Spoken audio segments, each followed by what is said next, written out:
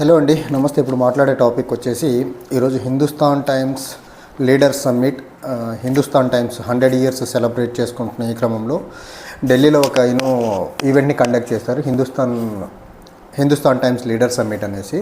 So ఆ సమ్మిట్లో ఆంధ్రప్రదేశ్ ముఖ్యమంత్రి గారు చంద్రబాబు నాయుడు గారు అయితే పార్టిసిపేట్ చేసిన క్రమంలో ఆయన కొన్ని అంశాల మీద తన ఒపీనియన్ని చాలా క్లియర్గా చెప్పే ప్రయత్నం చేశారు. అందులో చాలా ప్రధానమైన అంశం, ప్రధానమంత్రి నరేంద్ర మోదీ గారిని చాలా ప్రోగ్రెసివ్ అని పొగిడారు. చంద్రబాబు నాయుడు గారికి ఈరోజు అంత ప్రోగ్రెసివ్గా అనిపించే నరేంద్ర మోదీ గారు 2018 నుంచి 2020 వరకు నరేంద్ర మోదీని అమ్మన బూతులు తిట్టించాడు. ఈయన పార్టీని అడ్డం పెట్టుకొని నరేంద్ర మోడీని పర్సనల్గా అనరాని మాటలు అనేశారు. నరేంద్ర మోదీ నిజంగా ప్రోగ్రెసివ్ లీడర్ అయి ఉంటే, నిజంగా ప్రోగ్రెసివ్ పర్సన్ అయి ఉంటే, నిజంగా progressive prime minister of India అయి ఉంటే 2018లో లోక్సభలో టీడీపీ పార్టీ బీజేపీకి అగెనెస్ట్గా, నరేంద్ర మోదీ ప్రభుత్వానికి అగెనెస్ట్గా నో కాన్ఫిడెన్స్ మోషన్ ఎందుకు ప్రవేశపెట్టిందంటే దీనికి చంద్రబాబు నాయుడు దగ్గర ఆన్సర్ ఉంటుందంటే ఖచ్చితంగా ఉండేదానికి ఆన్సర్ లేదు. అండ్ నాకు నరేంద్ర మోదీ ప్రధానమంత్రిగా ప్రోగ్రెసివ్ మ్యాన్ అంటే నాకు టూ మెనీ అప్రహెన్షన్స్ ఉన్నాయి. Right from Gujarat chief minister నుంచి టిల్ డేట్ నరేంద్ర మోదీ గారి కాంట్రిబ్యూషన్ ఫర్ ద గుజరాత్ అవనివ్వండి, or for that matter to the country or India అవనివ్వండి, అసలు ఏంటి, అసలు మనము ఇక్కడ నరేంద్ర మోదీ దేశానికి ఏం చేశాడు? జవహర్లాల్ నెహ్రూలా ఐఐటీలు ఐఐఎంలు తీసుకొచ్చాడా, కట్టించాడా? జవహర్లాల్ నెహ్రూలా భారతదేశానికి మల్టీపర్పస్ ఇరిగేషన్ డ్యామ్స్ కట్టించాడా? జవహర్లాల్ నెహ్రూలా ఇస్రో అనే సంస్థను ఎస్టాబ్లిష్ చేశాడా నరేంద్ర మోదీ? నరేంద్ర మోదీ అనే వ్యక్తి జవహర్లాల్ నెహ్రూలా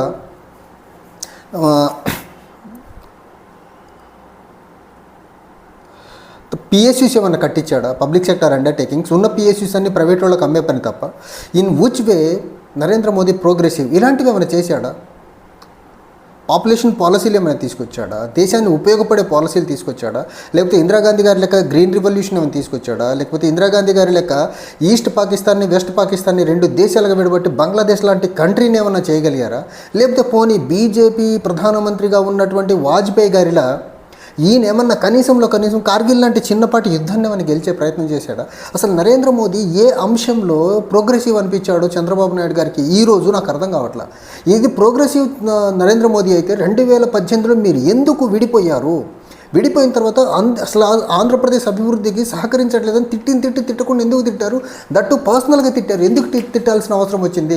ఆ రోజు ప్రోగ్రెసివ్ కాని మనిషి ఈరోజు మీరు పొత్తులో ఉన్నారని, పొత్తులో ఉండి గెలిచారనేసి మీకు ప్రోగ్రెసివ్గా అనిపిస్తున్నారా? తర్వాత ఇంకోటి, ఆయన అంత ప్రోగ్రెసివ్ నరేంద్ర మోదీ అయితే భారతదేశంలో రైతు వ్యతిరేక చట్టాలు తీసుకొచ్చి 6-7 నెలలుగా ఢిల్లీ పరిసర ప్రాంతాల్లో Punjab, Haryana, western UP and parts of Rajasthan రైతుల్ని ఢిల్లీ పరిసరాల్లో ఆ నెలల తరబడి దీక్షలు చేసిన కనీసం కనకరించని మనిషి ఈయన ప్రోగ్రెసివ్ మనిషి ఎలా అవుతారు? ఈయన ప్రోగ్రెసివ్ ప్రైమ్ మినిస్టర్ ఎలా అవుతాడు? ఒక్కటంటూ ఒక్కటి చెప్పండి. నరేంద్ర మోదీ ఇన్నోవేషన్ ఇది. సైన్స్ అండ్ టెక్నాలజీలో ఈ పాలసీ తీసుకొచ్చాడు, ఎడ్యుకేషన్లో ఈ పాలసీ తీసుకొచ్చాడు, ఒక ఐఐటి లాంటి ఒక బెటర్ సంస్థ ఏమైనా తీసుకొచ్చాడా? ఐఐఎం లాంటి బెస్ట్ హాస్పిటల్స్ ఏమైనా ఈయన ఏమైనా కొత్తగా ఏమైనా తీసుకొచ్చాడా? పాత ఐఐఎం మోడల్లో హాస్పిటల్స్ కట్టడం తప్ప. తర్వాత ఒక్కటి మాత్రం చంద్రబాబు నాయుడు గారు చాలా నిజం చెప్పారు. నరేంద్ర మోదీ అనే వ్యక్తి కుర్చీలో కూర్చొని ప్రధానమంత్రి పదవిని అడ్డం పెట్టుకొని నెక్స్ట్ ఎలక్షన్ ఎలా గెలవాలని ఆలోచిస్తాడని మాత్రమే చెప్పాడు. Already he started thinking for 2029 election. ఆ వేలో మేము పనిచేస్తున్నామని చెప్పారు అనేసి చంద్రబాబు నాయుడు గారు చెప్పారు. నరేంద్ర మోదీ అనే వ్యక్తి ఎలక్షన్ల కోసం పనిచేస్తాడు, ఎలక్షన్లో గెలవాలో మళ్ళీ ఎలక్షన్ల కోసం పనిచేస్తాడు తప్ప దేశం కోసం, సమాజం కోసం, దేశ హితం కోసం, దేశ ఆర్థిక వ్యవస్థ కోసం, దేశంలో ఉన్న అన్ఎంప్లాయ్మెంట్ ఎరాడికేట్ చేసేదానికి, దేశంలో యువత కోసం పనిచేయడం. ఆయన ఎన్నికల నుంచి మళ్ళీ ఎన్నిక కోసమే పనిచేస్తాడు నరేంద్ర మోడీ అనే వ్యక్తి. అలాంటి వ్యక్తిని పట్టుకుని ఈయన ప్రోగ్రెసివ్ మనిషి అని అంటారు. కానీ ఇంకో మాట, చంద్రబాబు నాయుడు గారు ఏమన్నారంటే బ్రాండ్ ఇండియా ఇమేజ్ని పెంచే ప్రయత్నం చేస్తున్నారు. ఏం చేసి బ్రాండ్ ఇండియా ఇమేజ్ పెంచారు? ఒక ప్రపంచంలో అత్యాధున్నతమైన హార్వర్డ్ లాంటి యూనివర్సిటీని ఏమైనా కట్టించాడా? లేకపోతే ప్రపంచంలో ఉన్న బెస్ట్ టెక్నాలజీను ఏమన్నా ఇండియాలో కనుగొనేలా చేశాడు ఈ 10 సంవత్సరాలలో? లేకపోతే ప్రపంచంలో అత్యంత బెస్ట్ ఇప్పుడు 4th ఇండస్ట్రియల్ రివల్యూషన్ నడుస్తూ ఉంది. ఆ 4th ఇండస్ట్రియల్ రివల్యూషన్కి సంబంధించినటువంటి ఇన్నోవేషన్స్ ఏమైనా ఇండియాలో కనిపెట్టేలా చేశాడా?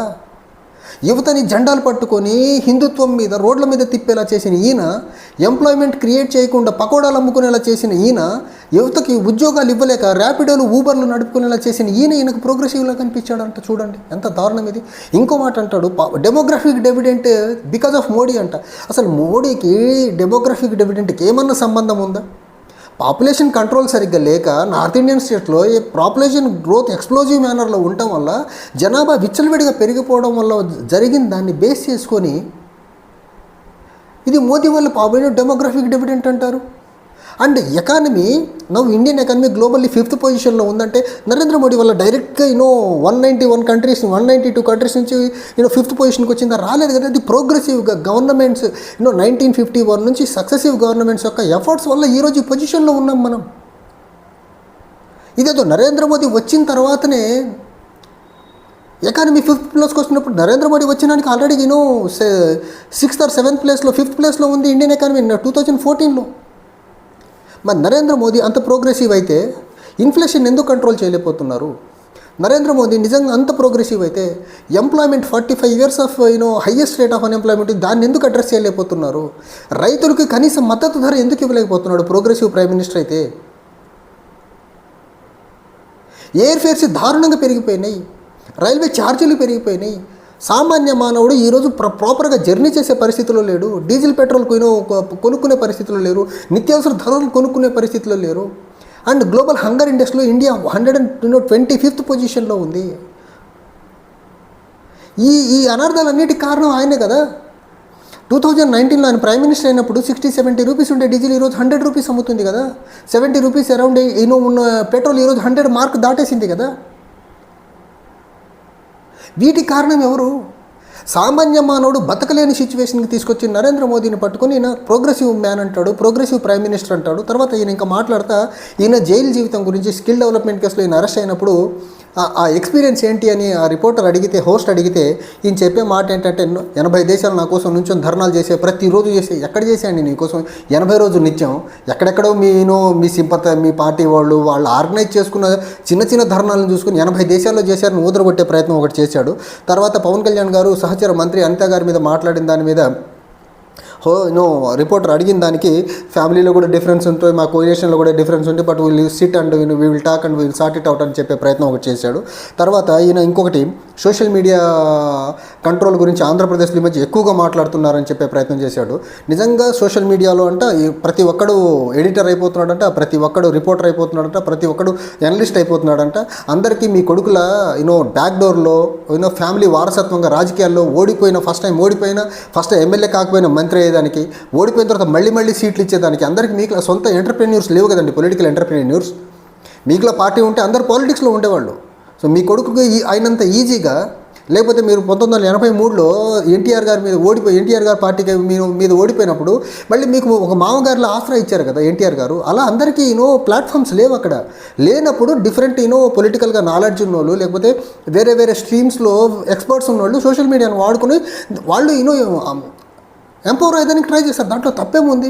ఏబీజీ కంటెంట్ ఉంటే కరెక్ట్ చేసుకోండి. ఏబీజీ కంటెంట్ గురించి నరేంద్ర మోదీ, పవన్ కళ్యాణ్ గారు ఈరోజు చంద్రబాబు నాయుడు గారు ఇంతలో మాట్లాడుతున్నారు కదా. మీ మిత్రుడు బీజేపీ పార్టీ యొక్క సోషల్ మీడియా, బీజేపీ పార్టీ యొక్క ఐటీ వింగ్ రాహుల్ గాంధీ గారిని జవహర్లాల్ నెహ్రూ, మోతీలాల్ నెహ్రూ గారి దగ్గర నుంచి మొదలుకొని రాహుల్ గాంధీ వరకు కుటుంబంని ఎంత దారుణంగా తిడుతున్నారు. మరి దాని మీద ఎప్పుడు స్పందించరే? వాళ్ళు చేస్తుంది డెరోగేటరీ కామెంట్స్ ఎప్పుడు కనపడవా? నెహ్రూ గారి గురించి కానీ, ఇందిరాగాంధీ గురించి కానీ, రాహుల్ గాంధీ గురించి కానీ, గాంధీ ఫ్యామిలీ గురించి, మోతీలాల్ నెహ్రూ దగ్గర నుంచి మొదలు పెట్టేసి అమ్మన బూతులు తిడుతూ ఉంటారు సోషల్ మీడియాలో. అది కనపట్లేదా? అండ్ ఇదే నరేంద్ర మోదీ ఇదే సోషల్ మీడియాను అడ్డం పెట్టుకుని 2014లో ప్రైమ్ మినిస్టర్ అయ్యాడు, గుర్తుపెట్టుకోండి. అండ్ ఇదే సోషల్ మీడియా మీకు కూడా టైం అండ్ అగైన్ ఎప్పటికప్పుడు మీ సోషల్ మీడియా కూడా అంత వీక్గా ఏం లేదే. సోషల్ మీడియాలో మీరు కూడా ఉధృతంగానే ప్రచారం చేస్తున్నారు కదా. మీరు కూడా జగన్మోహన్ రెడ్డిని సోషల్ మీడియాలో సైకో అని మీ అఫీషియల్ హ్యాండిల్స్తో చెప్పిస్తున్నారు కదా. దాన్ని కూడా కంట్రోల్ చేయండి. మరి సోషల్ మీడియా చాలా నియంత్రణని గద్దె దింపింది. సోషల్ మీడియా మూమెంట్స్, అది ఒక జాస్మిన్ రివల్యూషన్ అవ్వనండి, లిబియాలో గడాఫీని దింపడం అవ్వనివ్వండి, లేకపోతే ఒబామా లాంటి వాళ్ళని మళ్ళీ రెండోసారి గెలిచేదానికి, లేకపోతే Obama first time president of America అయ్యేదానికి అవ్వనివ్వండి, social media played very very crucial, very bigger role. ప్రపంచం మొత్తంలో హిస్టారికల్ బ్యాక్గ్రౌండ్లోకి వెళ్ళండి, సోషల్ మీడియా ఇంపాక్ట్ ఉంటో తెలుస్తుంది. ఎవరెవడు అక్కడక్కడ చేసి అల్లరి మూకల పనులు బేస్ చేసుకుని సోషల్ మీడియా మొత్తాన్ని నెగిటివ్గా అట్రిబ్యూట్ చేసే పని చేస్తే ఎలా? నిజంగా మీరు సోషల్ మీడియాకి నెగిటివ్ అట్రిబ్యూట్ చేసే ప్రయత్నం చేస్తే ముందు మీరు బీజేపీ ఐటీ సెల్ని మొత్తాన్ని అరెస్ట్ చేయాల్సి ఉంటుంది. బీజేపీ సింపథైజర్స్ ఎవరైతే గాంధీ ఫ్యామిలీ మీద, particularly right from Motilal Nehru నుంచి రాహుల్ గాంధీ వరకు ఒక డెరోగేటరీ కామెంట్స్ పెడతా ఉంటారు, డెరోగేటరీ పోస్టులు పెడతారు. దాన్ని కంట్రోల్ చేయమనండి దేశవ్యాప్తంగా ఫస్ట్. తర్వాత will think of social media controlling in Andhra Pradesh. మరి మీరు సోషల్ మీడియాని control చేయాలంటున్నారు, political power abuse control గురించి ఎందుకు మాట్లాడరు మీరు? పొలిటికల్ కరప్షన్ గురించి ఎందుకు మాట్లాడరు మీరు? తర్వాత ఇంకా చెప్పే ప్రయత్నం ఏం చేశాడంటే, సోషల్ మీడియా గురించి కాకుండా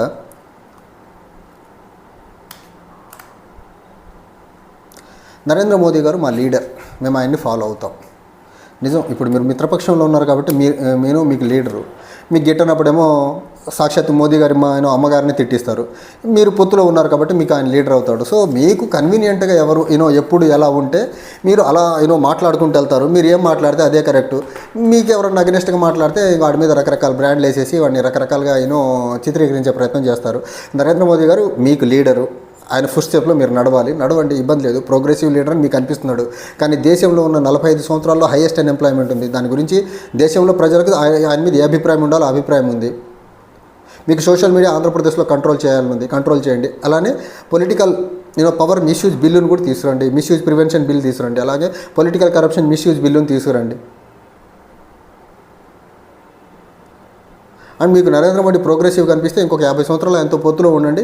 దేశాన్ని ఇంకొక అన్ఎంప్లాయ్మెంట్ పరంగా పెంచుకుంటా పోండి. ఆ దేశంలో ఆకలి రాజ్యాన్ని పెంచుకుంటా పోండి. ఇబ్బంది ఏం లేదు. రైతులను తీసుకొచ్చి రోడ్ల మీద కూర్చోబెట్టండి, రైతులు కనీసం మద్దతు ధర ఇవ్వద్దు, ఇన్ఫ్లేషన్ పెంచుకుంటా పోండి. ఇవన్నీ చేసుకుంటా పోండి. మీకు ఇప్పుడు అలా సాగుతూ ఉంది మీ ఆట.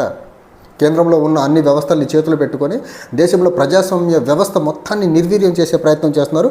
ఆయన మీకు ప్రోగ్రెసివ్గా అనిపించాడు. ఏం చేస్తాం? మా దరిద్రం, దేశానికి పట్టిన కర్మ. ఏం చేస్తాం చెప్పండి? మీరు ఎన్నికల్లో గెలిచేదానికి ఆయన ప్రోగ్రెసివ్, మీరు ఎన్నికల్లో గెలిచేదానికి ఆయన మంచోడు, మీకు ఎన్నికల్లో గెలిచేదానికి ఆయన బ్రాండ్ మోడీ. ప్రపంచంలో ఇండియా యొక్క బ్రాండ్ని పెంచే ప్రయత్నం చేశాడు. మా కర్మ. ఏం చేస్తాం? మీరు చెప్పాలా, మేము వినాలి. ఇంకా థ్యాంక్ యూ.